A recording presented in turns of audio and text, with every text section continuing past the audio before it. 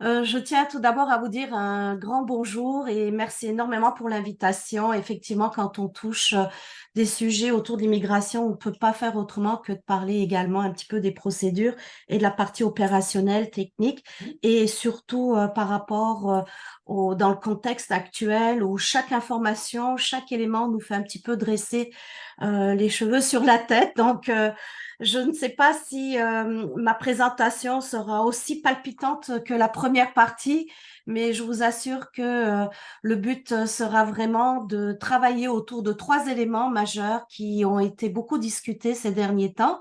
Et bien entendu, vous allez avoir un sourire ou bien le contraire. Alors, quoi qu'il en soit, pour aujourd'hui, j'ai justement pris ces trois points essentiels au niveau opérationnel qui ont fait les feux de l'actualité, donc d'une certaine façon. Alors, le premier point que j'ai relevé, ça concerne bien entendu le MIFI et la valse des tarifs étudiants. Petite parenthèse, je suis un petit peu enrhumée, donc si je m'étouffe, excusez-moi, je vais boire de l'eau chaude à côté de moi, mais pour le moment, je vais essayer de parler au maximum. Alors, c'est quoi cette valse des tarifs étudiants? Eh bien, lors de récentes mises à jour réglementaires, le MIFI avait annoncé que les étudiants qui suivraient un programme d'études hors région Grand Montréal pouvaient bénéficier tous des frais d'un étudiant québécois. Bien entendu, le programme étant en français. Cela avait pour avantage de favoriser justement les établissements en région et ouvrir la porte de la régionalisation. Au niveau de ces exemptions des droits de scolarité supplémentaires, bien entendu, il y avait certains domaines, certains programmes d'études concernant ces régions-là. La région où on ne peut pas bénéficier de ça, bien entendu, c'était le Grand Montréal, mais tout le reste était correct par rapport à la grandeur du Québec.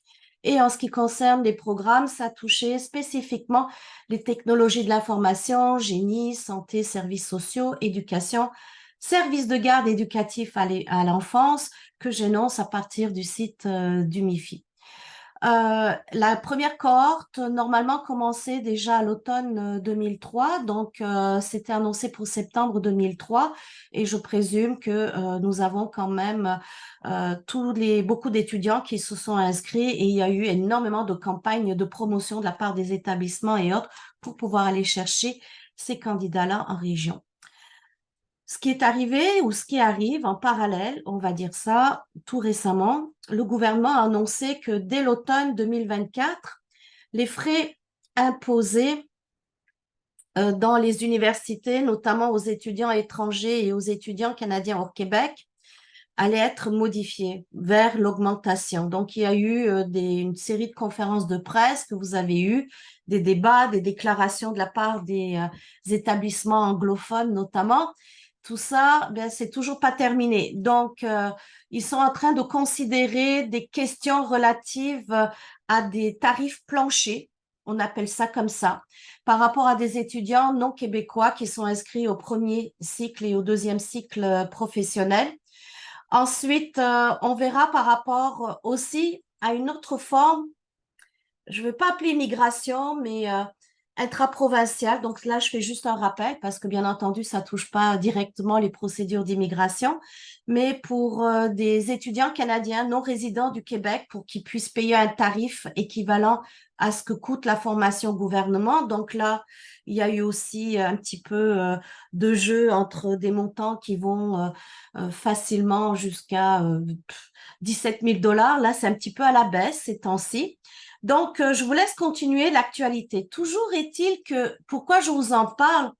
Parce que il y a quand même des exceptions qui existent par rapport à nos étudiants internationaux.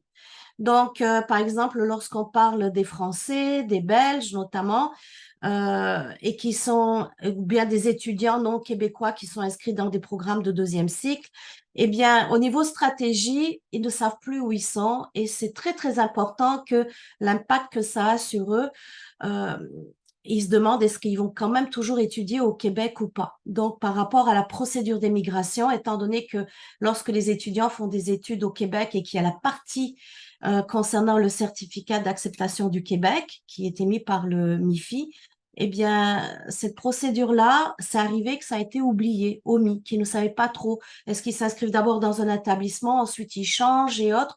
Donc, tout ça, le côté coût, tant et aussi longtemps que ce n'est pas clarifié, c'est pas mis en place, nous allons nous retrouver à gérer quand même des situations difficiles pour la bonne compréhension des informations. Donc, je demanderai justement aux établissements d'être beaucoup plus téméraires et beaucoup plus directs par rapport aux informations qui sont remises aux étudiants, parce que même nous, lorsque nous contactons, nous, je parle des professionnels en immigration, nous contactons parfois les registraires, donc les services d'inscription et autres dans les établissements, eh bien, nous avons des discours un peu différents et d'un établissement à l'autre, pourtant, c'est la même réglementation qui les suit. Donc, ça, c'est un élément qui est très important. Le deuxième point, cela concerne le rôle du gouvernement du Canada qui a annoncé que tout récemment, depuis le 1er décembre, qui vont se mettre à effectuer des vérifications de l'authenticité des lettres d'admission. Alors, c'est quelque chose de très important qui se passe. Ça ne concerne pas que le Québec, mais c'est à grandeur du Canada parce qu'on s'entend que c'est pour la partie permis d'études. Donc, qu'est-ce qui se passe? Donc, justement, depuis le 1er décembre, les établissements d'enseignement désignés, les fameux EED dans le jargon comme on utilise, postsecondaires, devront confirmer la lettre d'acceptation de chaque demandeur auprès d'IRCC. Donc, dès qu'un étudiant, un futur étudiant reçoit sa lettre d'acceptation, eh bien, IRCC va aller chercher l'information pour s'assurer. Comment ça se passe? Eh bien, c'est une nouvelle procédure qui est mise en place suite notamment à la série des fraudes aux étudiants internationaux et dont vous avez dû lire les enquêtes qui ont été publiées dans la presse, notamment aussi par rapport au communiqué de presse qu'avait fait le ministère de l'Immigration, IRCC, à ce sujet-là.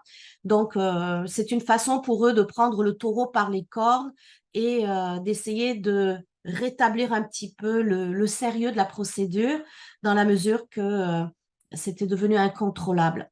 Alors, nous avons eu justement des communications, des conversations assez poussées avec les autorités d'immigration canadiennes et pour eux, c'est intransigeant. Donc, je ne veux pas dire que la guerre est déclarée, c'est pas une guerre, mais c'est vraiment des mesures d'enquête, de vérification et autres qui vont avoir pour arrêter justement ce réseau de trafic où littéralement les étudiants sont exploités. Parfois, il y a des établissements qui ont été aussi collaborateurs plutôt avec ces réseaux-là sans même savoir. Donc, ce sont ce que je dis, ce sont ce que les enquêtes ont relevé. Quoi qu'il en soit, avec IRCC actuellement, donc ceci va changer entièrement les paramètres aussi de communication des établissements pour pouvoir valider les inscriptions et que les étudiants puissent recevoir leur permis d'études. Je ne sais pas, je n'ai pas eu d'écho du MIFI par rapport aussi dans le cadre du CAQ, mais je pense qu'il y a également aussi des mesures qui sont mises en place pour pouvoir justement vérifier doublement, toujours dans le cadre de la collaboration avec les nouvelles règles d'IRCC. Donc, d'ici la session 2024, les permis d'études ne seront délivrés que lorsque IRCC s'assurera que les lettres d'acceptation authentiques sont vraiment authentiques, bien entendu. IRCC va également mettre en place dans la foulée un système de reconnaissance des établissements reconnus au profit donc des fameux établissements EED postsecondaires qui établissent une norme plus élevée en matière de services, de qualité d'études, de résultats pour les étudiants étrangers. Donc, c'est un classement qui se mérite. Vous, en tant qu'établissement, vous allez être les mieux placés pour pouvoir apporter votre témoignage là-dessus. Mais toujours est-il que c'est une mesure coercitive qui va obliger justement les enseignements à être encore meilleurs que meilleurs. Je ne sais pas si c'est du bon français, si ça se dit ou pas, mais quoi qu'il en soit, c'est certain que s'il y a le système de classement qui se met en marche et en place, notamment, les étudiants vont avoir beaucoup plus tendance à s'inscrire auprès de ces établissements. Donc, un des avantages sera, par exemple, que les traitements de ces dossiers seront faits de façon plus rapide, prioritaire. Donc, on attend justement qu'IRCC nous apporte des informations au fur et à mesure. Et puis, bien entendu, lors d'un prochain colloque, ça me fera plaisir de pouvoir vous apporter des informations là-dessus. Alors, c'est quoi l'avantage par rapport aux étudiants? Étant donné que le système va être beaucoup plus réglementé, plus contrôlé, surveillé, il y aura quand même beaucoup plus de sérieux par rapport aux demandes de permis d'études. Par contre, qui seront ces étudiants? Quel rôle va jouer l'établissement, d'une part par rapport à son réseau de promotion, mais d'autre part aussi pour garder les hauts standards qui puissent être en sa faveur. Donc, il va y avoir, je présume, un certain travail qui est déjà probablement mis en place et qui va se continuer, s'affiner dans les prochains mois. Donc, les débats sur la question des coûts, bien entendu, vont continuer, tout en sachant l'impact que cela va avoir de surcroît avec la suite. Et la suite, à votre avis, c'est quoi? Je parle vite pour justement gagner dans les délais, mais j'espère que le discours est assez compréhensible. La suite, ça va être devenir résident permanent parce que quand un étudiant s'inscrit dans un programme d'études et qu'il obtient son CAQ d'abord pour le Québec et ensuite son permis d'études, la question de se poser, c'est que veut faire cet étudiant? C'est quoi son plan de vie? Est-ce que les études sont simplement une étape dans son processus de projet de vie ou alors est-ce que au Québec, au Canada, on s'entend, ou alors est-ce que il veut faire son projet de vie et s'installer également là?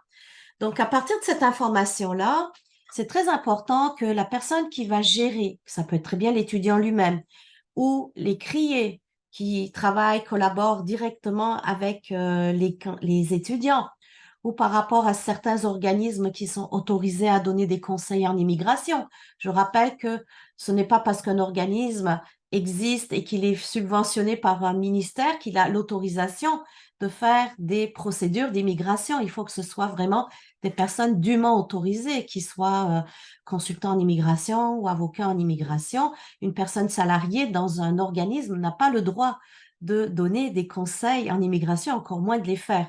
Donc ça, c'est un rappel que je fais parce que parfois, c'est oublié.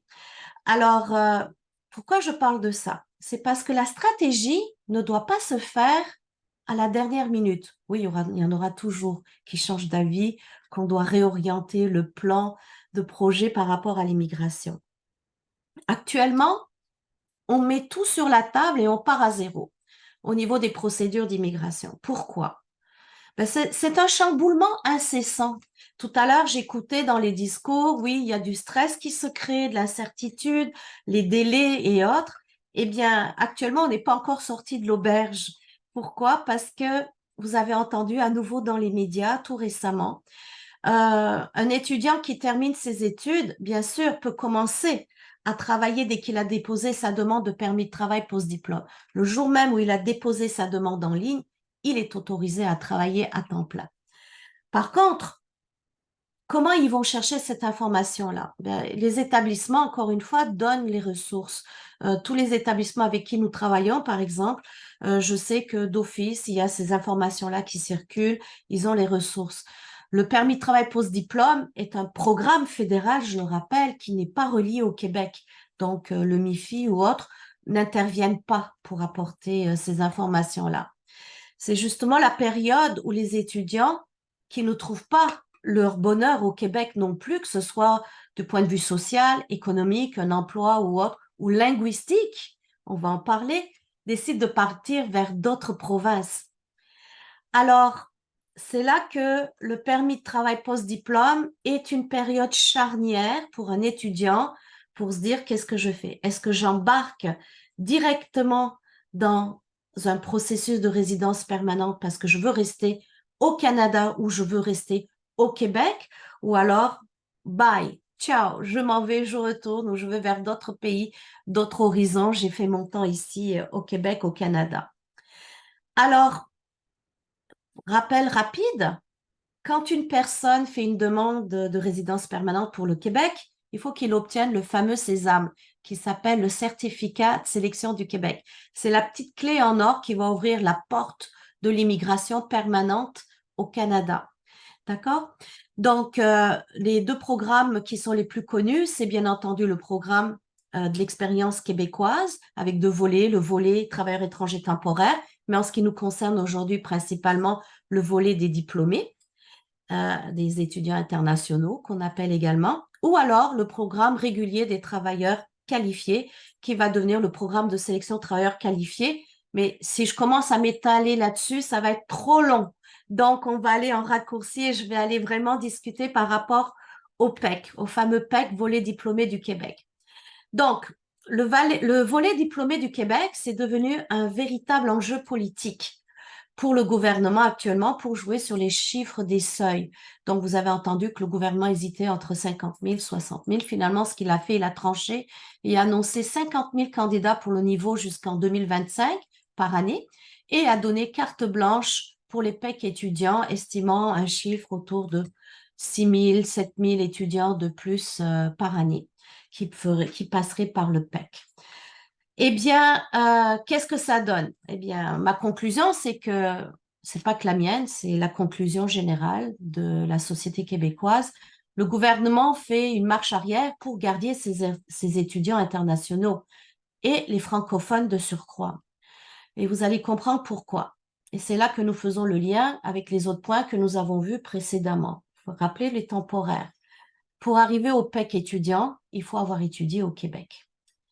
Donc, le PEC, initialement, lorsqu'il avait été mis en place, il y a plus d'une dizaine d'années, a été malmené avec la réforme majeure faite par le ministère de l'Immigration en 2020, où les règles avaient changé et désavantagé autant le volet diplômé que dans le volet travailleurs étrangers temporaires.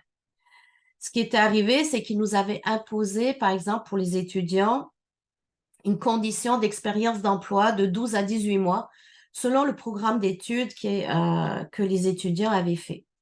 Et là, volte-face, donc ils ont décidé très rapidement, donc c'est en application depuis le 8 novembre, de retirer cette clause-là. Donc, toutes les personnes qui sont admissibles dans le volet des étudiants, donc volet étudiants internationaux, de pouvoir déposer leur demande actuellement sans avoir fini leur emploi de 12 ou 18 mois. Donc, même s'ils n'ont pas du tout travaillé, à partir du moment où ils sont au Québec, ça c'est une obligation également, ils peuvent le faire.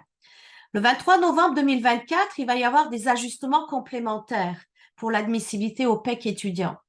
Alors, ça va être spécifiquement aux étudiants qui ont étudié en français, le programme d'études au Québec en français, ou qui peuvent avoir démontré avoir étudié au moins 3 ans en français, niveau secondaire, postsecondaire. Bien entendu, vous imaginez la question qui a été soulevée.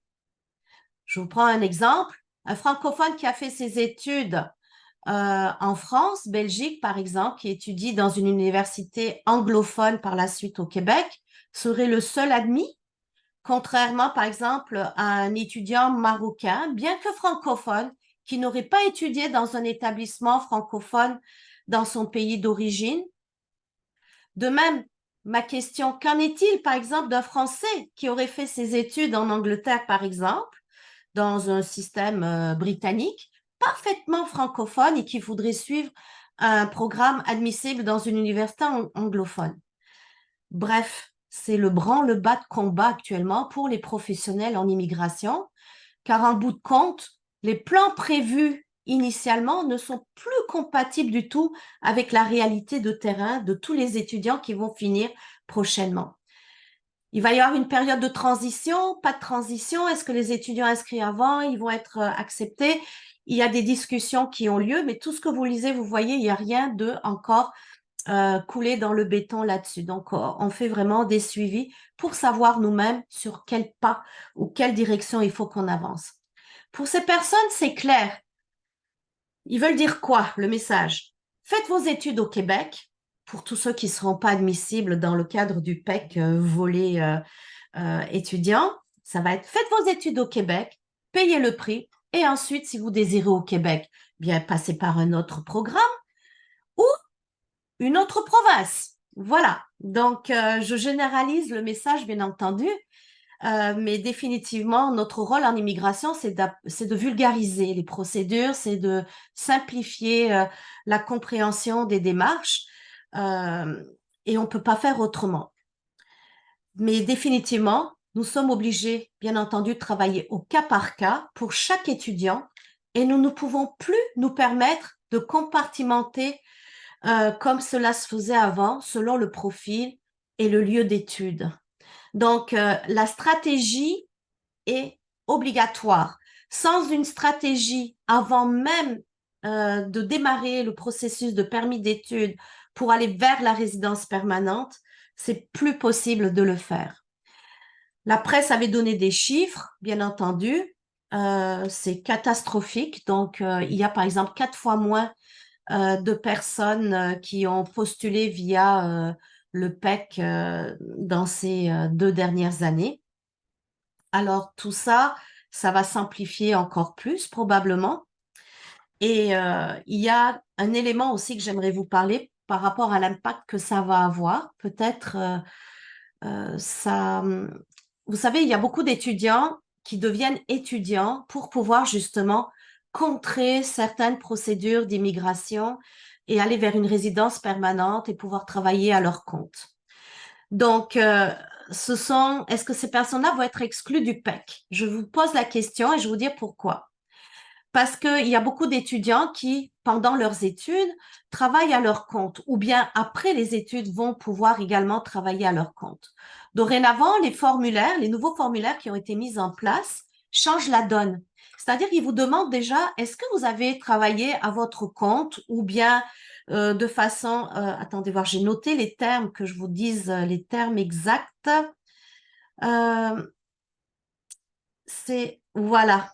Ils disent exactement si le requérant a exercé un emploi à son propre compte ou pour le compte d'une entreprise dont il est propriétaire ou qu'il exerce un contrôle juridique ou de fait exactement ou indirectement de quelque manière que ce soit.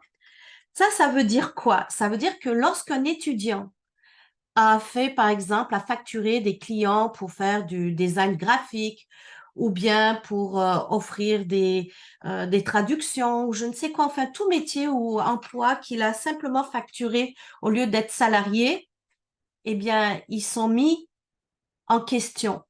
Que fait-on de nos fameux Uber? Le nombre d'étudiants qui travaillent comme Uber pour pouvoir justement arrondir les fins de mois, etc. Qu'est-ce qu'on fait d'eux? Donc, c'est des questions qui peuvent paraître simples, mais qui vont devenir un véritable enjeu stratégique par rapport à ces intentions-là. Le PEC étudiant permettait aussi à beaucoup d'étudiants à la fin de leurs études, comme je vous disais tantôt, de pouvoir ensuite faire un travail autonome de pouvoir, il y a des professions, par exemple dans le domaine de la santé ou autre, où les personnes peuvent exercer à titre individuel. Ils ne sont pas salariés. Donc, on fait quoi de toutes ces personnes-là également? Apparemment, d'après la nouvelle mouture du PEC, c'est plus possible de pouvoir le faire. Donc, on fait quoi? Il faut passer par le nouveau programme de sélection temporaire qui va se mettre en application en 2024 ou dès maintenant. Donc, on est vraiment dans une période où on est obligé de jongler entre des balles en immigration pour pouvoir établir pour chaque candidat son vrai profil et sa vraie orientation. Alors, pour conclure, parce que le temps passe, je présume, donc je m'en vais vite, vite, vite. Vous comprenez que je pourrais parler pendant des heures sur le sujet, ça n'en finirait pas. Et merci, Habib, pour ta patience, c'est très gentil. Donc, je vais vous dire simplement que on va baisser la pression, on va se calmer. Moi en premier, bien entendu. 2024, c'est certain que ça va être une année de transition pour les étudiants et les établissements. Cela aura donc inévitablement un impact au niveau des inscriptions. Donc, on verra par vos témoignages, par ce qui sortira dans la presse, mais les groupes d'études aussi. Il y aura besoin de remettre à jour les réseaux, bien entendu, de recrutement d'étudiants internationaux aussi en changeant de politique, de discours promotionnel et d'attraction. Il y a énormément d'activités qui se font à l'international, soit avec des recruteurs organisés par les ministères ou directement par des agences privées. Le volet de la préparation à l'intégration interculturelle aussi, on en a beaucoup parlé ce matin, doit prendre plus de place et être plus structuré pour s'aligner avec les processus d'immigration. Alors, vous allez me dire, qu'est-ce qu'elle dit? Alors, pour maintenir un cap, un plan, une planification d'immigration, il y a beaucoup d'embûches au niveau de la gestion des procédures d'immigration. Les délais, c'est le premier. Les erreurs, c'est le second, d'accord? Les oublis, c'est le troisième. Il y a beaucoup d'oublis, des proros, des choses comme ça qui permettent de compliquer ou les problèmes de registrariat, d'inscription dans les délais. Donc, les établissements qui travaillent avec des étudiants internationaux, ceux qui fonctionnent le mieux, ce sont ceux qui s'assurent justement que les enseignants soient formés en conséquence pour jouer un petit peu le rôle du confessionnal avec les étudiants. Je parle plus des questions relatives sociologiques comme on a vu tantôt, parce que c'est pas du tout mon domaine et je veux pas du tout aller là-dessus, mais le côté qui est cette complicité entre les enseignants, les bureaux d'aide aux étudiants, etc.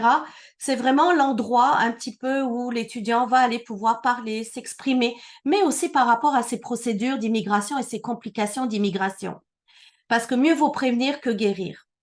Donc, les enseignants aussi ont un rôle où il faut qu'ils soient formés par rapport à savoir comment fonctionnent justement un petit peu ces procédures d'immigration également. Donc, c'est simplement une initiation, une sensibilisation qui doit être faite dans tous les processus que les établissements mettent en place. En plus, pour les étudiants, il faut casser aussi cette image du Canada doré où tout est beau, tout est magnifique, et puis que quand ils rentrent comme étudiants, ils vont devenir résidents permanents très facilement. Il faudra que l'étudiant qui arrive sache qu'il regarde avec les yeux de l'étudiant québécois et qu'il sache qu'il est relié les mains. C'est simple. Il a, comment on appelle ça, comme les prisonniers quand ils ont à la main, il est relié avec les procédures d'immigration. Donc, il a ça au bras. Il peut rien faire tant et aussi longtemps qu'il reste avec un statut de permis d'études et ensuite qu'il devient résident, jusqu'à ce qu'il devienne résident permanent, le permis de travail, etc. Tous ces longs processus qui s'adaptent. Donc, le débat peut être long, mais quoi qu'il en soit, il ne faut pas que les questions de l'intégration deviennent préjudiciables à un moment donné pour ne pas le démoraliser sur les différentes multiples procédures d'immigration qu'il faut avoir. Il faudra également que les conseillers en immigration, les recruteurs encore une fois, que je nomme parce qu'il y en a de plus en plus, même si RCC met des mesures draconiennes pour les limiter, eh bien, on n'a pas le choix. Il faut vraiment discuter avec eux, revoir leur stratégie et connaissent parfaitement les aléas des procédures d'immigration. Les criers sont là pour ça. Donc, c'est pas pour rien que ça a été mis en place. Et bien entendu, tous les autres professionnels dans le domaine. Et je parle vraiment des vrais professionnels. Attention également aux réseaux sociaux, c'est un de mes derniers conseils, qui vont diffuser des informations et conseils contradictoires. Si vous saviez la guerre qu'on mène avec les réseaux sociaux pour établir la vérité et puis que c'est pas parce que le cousin de l'autre a eu ça que pour lui ça va fonctionner de la même façon. Donc les réseaux communautaires et autres, ouïe aïe aïe, très très attention. Mais finalement aussi évaluer le potentiel de chaque étudiant par rapport au bureau des visas canadiens. Par exemple, c'est pas parce que tout est beau, tout est fonctionnel que ça va passer au bureau des visas canadiens. Donc, une fois arrivé, le gouvernement met bien entendu plus que le tapis rouge pour garder nos fameux étudiants internationaux, mais il faut obtenir le visa et la lettre d'approbation du bureau des visas. Donc, c'est un monde parallèle dans les hautes sphères de l'immigration dans laquelle nous sommes. Mais les bureaux des visas sont toujours attisés par une méfiance continue sur la bonne foi des étudiants internationaux. Donc, adapter les stratégies pour les non-francophones, finalement. Je peux vous dire que c'est une multitude de personnes, par exemple, qui font des études dans des pays européens sans parler la langue. Ils apprennent sur le tas. Donc, les cours de français en amont, etc., ça, je vous laisse faire, mais ça rentre aussi dans les processus d'immigration qu'il faut prévoir, stratégie à court terme. En bref, le seul élément qui doit être pris en considération, et c'est ce que je vous ai dit au début, c'est que veut étudier, que veut-il faire au Québec? Que veut-il étudier? Est-ce une étape dans son parcours? Si c'est le cas, on reste avec le permis d'études, il finit, il obtient son diplôme, il s'en va ailleurs. Ou alors, on planifie dès le début son long parcours pour la résidence permanente avec les aléas des procédures d'immigration. Voilà.